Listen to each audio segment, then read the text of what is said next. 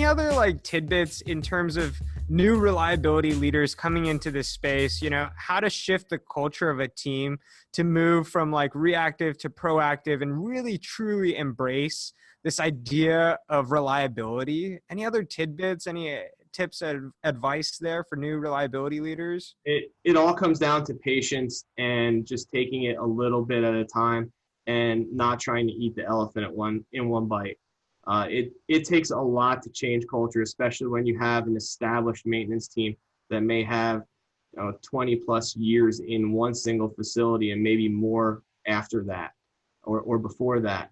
So to change those hearts and minds is going to take a lot of time and effort and repetition. So just being consistent and being thorough in everything you do, and allowing things to grow on their own, planting the seeds, and then taking a step back and watching them grow. Just having that patience is the key. That's awesome.